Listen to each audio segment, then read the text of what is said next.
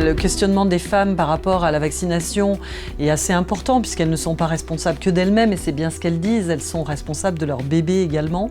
Et du coup, c'est ça qui les préoccupe. Et en fait, bien sûr, on est obligé effectivement de leur redire et de leur rappeler la vaccination n'a à ce jour pas prouvé d'effets secondaires néfastes pour la grossesse, mais que par contre, elle ne peut être que bénéfique puisque finalement, vu qu'elle n'a pas d'effets secondaires, on voit bien dans les populations qui ne sont pas vaccinées que les femmes enceintes peuvent se retrouver assez facilement finalement en réanimation ou dans des déficits en oxygène qui peuvent être préjudiciables évidemment à leur santé, mais à celle du bébé bien évidemment. Aujourd'hui, on a suffisamment de données dans la littérature pour confirmer que la Covid au cours de la grossesse représente une pathologie grave.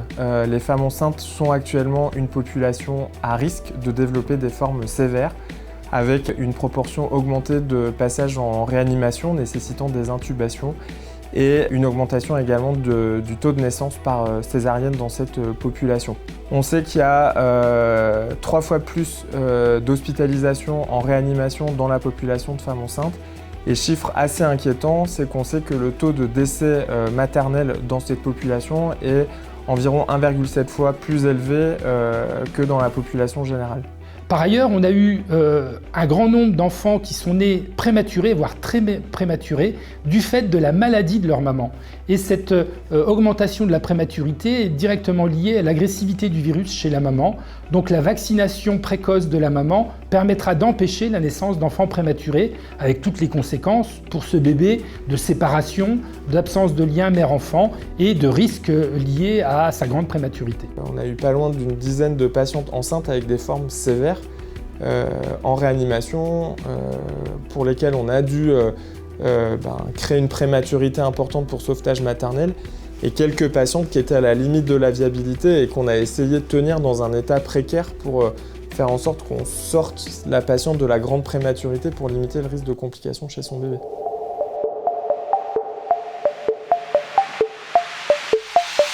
La vaccination au premier trimestre de la grossesse, qui au départ n'avait pas été prônée par les pouvoirs publics, en se disant que peut-être un épisode de fièvre ou un épisode de courbature pouvait provoquer des contractions utérines et peut-être, pourquoi pas, provoquer un risque de fausse couche.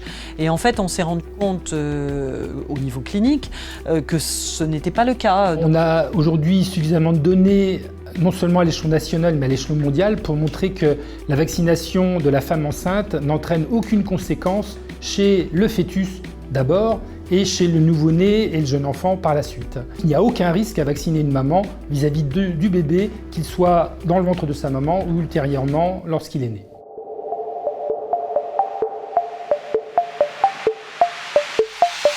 Alors si on s'interroge sur un lien potentiel entre le fait d'être vacciné et le risque d'avoir des complications type infertilité, difficulté à avoir de nouvelles grossesses après la vaccination, pareil, on peut être rassurant avec nos patientes, on n'a pas de lien démontré entre la vaccination et une difficulté à concevoir pour une prochaine grossesse.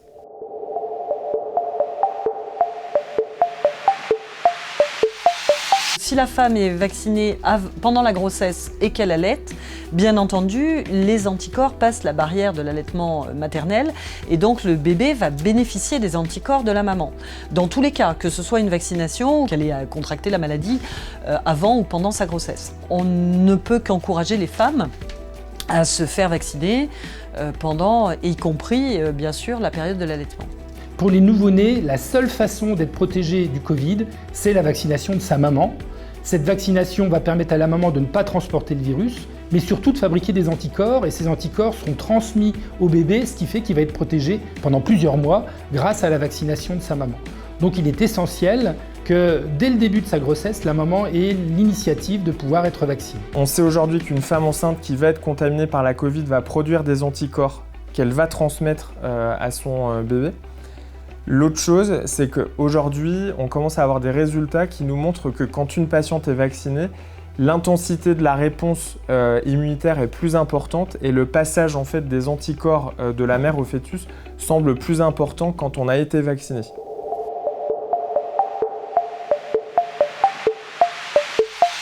La seule façon de protéger le bébé vis-à-vis du virus, c'est la stratégie qui s'appelle la stratégie cocooning, qui consiste à vacciner tout l'entourage d'un nourrisson y compris les visiteurs, mais essentiellement papa et maman.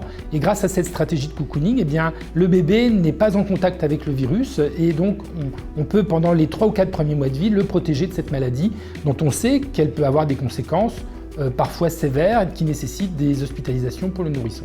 C'est la seule façon, puisqu'on ne peut pas vacciner les bébés, c'est la seule façon de protéger ce bébé.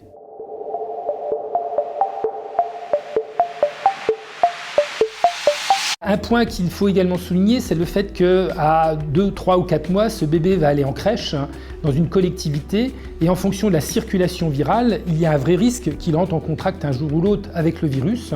Et donc pour les enfants qui vont en collectivité, il est essentiel que la maman ait été vaccinée pour pouvoir le protéger le plus longtemps possible. Donc cette stratégie de vaccination précoce de la maman couvre tous les spectres, tous les risques du fœtus et du nouveau-né.